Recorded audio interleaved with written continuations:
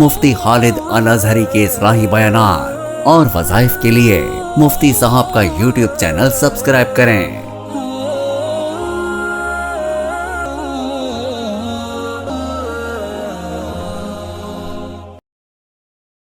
نحمده ونصلي ونسلم على رسوله الكريم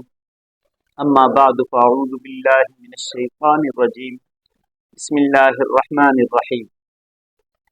معزز ناظرین کرام، السلام علیکم ورحمۃ اللہ وبرکاتہ۔ اللہ تبارک و تعالی نے جب انسان کو پیدا کیا، انسان کو اشرف المخلوقات بنایا، تو ابلیس جس نے سجدہ کرنے سے انکار کیا تھا، اس نے اللہ تبارک و تعالیٰ سے اجازت چاہی کہ اے پروردگار، مجھے تو اجازت دے کہ میں تیرے اس بندے کو ورغلاتا رہوں۔ تو اللہ تبارک و تعالیٰ نے فرمایا، جو میرے ہوں گے وہ تیرے نہیں ہوں گے، وہ تیری بات نہیں مانیں گے۔ انی اعلم ما لا تعلمون، جو میں جانتا ہوں وہ تم نہیں جانتے۔ تو اللہ تبارک و تعالیٰ سے شیطان نے اس وقت کہا تھا، تیری عزت اور تیری جلال کی قسم، اے رب، میں تیرے ان بندوں کو اس وقت تک ورغلاتا رہوں گا جب تک ان بندوں کے جسموں میں ان کی روحیں ہوں گی، میں اس وقت تک انہیں ورغلاتا رہوں گا۔ تو آگے سے اللہ تبارک و تعالیٰ نے قسم اٹھا کے فرمایا تھا، حالانکہ اللہ تبارک و تعالیٰ کو قسم اٹھانے کی ضرورت نہیں۔ اللہ تبارک و تعالیٰ کی جو بات ہے وہ حقیقت میں مبنی ہے، لیکن بات میں تاکید پیدا کرنے کے لیے اللہ تبارک و تعالیٰ نے فرمایا تھا، وَعِزَّتِي وَجَلَالِي، میری عزت کی قسم، میرے جلال کی قسم، جو میرے بندے ہوں گے وہ مجھ سے بخشش مانگتے رہیں گے، اور جب تک وہ مجھ سے بخشش مانگیں گے میں انہیں بخشتا رہوں گا۔ اللہ رحیم و کریم ذات، اللہ اپنے بندے کو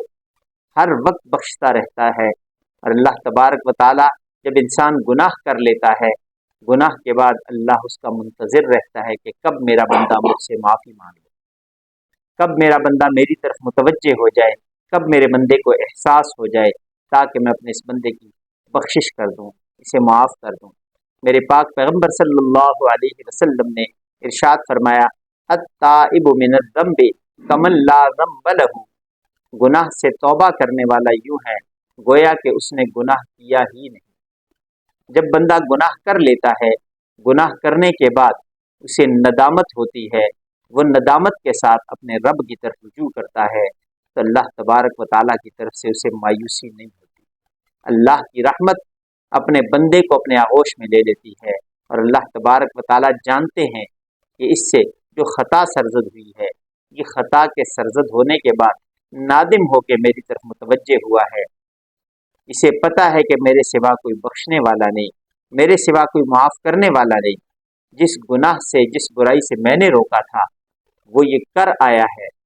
اس برائی میں یہ مبتلا ہو چکا ہے، اور اب میری طرف متوجہ ہو کے یہ مجھ سے معافی مانگ رہا ہے، تو اللہ تبارک و تعالیٰ اسے معاف کر دیتے ہیں۔ اللہ تبارک و تعالیٰ کو دو قطرے بہت زیادہ پسند ہیں۔ پہلا قطرہ وہ جو گناہگار کی آنکھ سے گناہ پر ندامت کی وجہ سے ٹپکے، اللہ تبارک و تعالیٰ کو بہت زیادہ محبوب ہے، اور یہ قطرہ زمین پہ بعد میں گرتا ہے، اللہ تبارک و تعالیٰ کے ہاں پہلے قبولیت ہو جاتی ہے اور معافی ہو جاتی ہے۔ اسی طریقے سے اعلاء کلمت اللہ کے لیے، اللہ کے دین کی سربلندی کے لیے جو شخص میدان عمل، میدان جہاد میں اپنے خون کا قطرہ بہائے، اس کے جسم سے خون کا قطرہ زمین پہ بعد میں گرتا ہے، اللہ تبارک و تعالیٰ کے ہاں پہلے قبول ہو جاتا ہے، اور اللہ تبارک و تعالیٰ اس کو بھی بلند مرتبے پہ فائز کر دیتے ہیں۔ تو یہ اللہ تبارک و تعالیٰ کی مہربانی ہے کہ وہ بخشش کے بہانے ڈھونڈتی ہے، یہ اللہ کی محض مہربانی ہے کہ اس کی رحمت ہر وقت اپنے بندوں کی طرف متوجہ رہتے ہوئے گناہوں کو بخشنے کے بہانے ڈھونڈتی ہے۔ اس لیے انسان کے فرائض میں یہ شامل ہے کہ ہر وقت وہ اپنے رب سے معافی مانگتا رہے۔ نہ جانے کب اس نے جانے انجانے میں، دانستہ نہ دانستہ طور پہ ایسی غلطیاں، ایسے گناہ اس سے سرزد ہو جائیں جو اللہ کو ناراض کرنے والے ہیں۔ جب یہ ساتھ ساتھ توبہ کرتا رہے گا، اللہ تبارک و تعالیٰ اسے بخشتے رہیں گے۔ لیکن یہاں پہ ایک بات اپنے پلو سے باندھنے کی ہے۔ غور طلب بات ہے وہ یہ کہ کبھی بھی توبہ کی نیت سے گناہ نہ کیا جائے۔ کبھی گناہ کر لیتے ہیں بعد میں توبہ کر لیں گے، یہ اللہ کے عذاب کو دعوت دینے والی بات ہے۔ اس نیت سے ہاں خطا سرزد ہو گئی، ندامت ہوئی، اللہ کی طرف متوجہ ہو جائے، اللہ بخش دیں گے، لیکن اس نیت سے گناہ کرنا کہ چلو ابھی یہ گناہ کر لیتے ہیں بعد میں اللہ سے معافی مانگ لیں گے، تو توبہ کی نیت سے گناہ کرنا یہ اللہ کے عذاب کو دعوت دینے والی بات ہے، اللہ کے عذاب کو اپنی طرف متوجہ کرنے والی بات ہے۔ اس لیے توبہ کرتے رہیں، یہ استحضار رکھیں کہ ہمارا رب ہمیں دیکھ رہا ہے۔ جس شخص کو ہر وقت یہ استحضار رہتا ہے کہ اللہ تبارک و تعالیٰ دیکھ رہے ہیں، تو اس سے گناہ کا صدور ممکن نہیں ہوتا، وہ گناہ سے بچ بھی جاتا ہے، اس لیے کہ جب یہ خیال ہوتا ہے کہ اللہ مجھے دیکھ رہا ہے،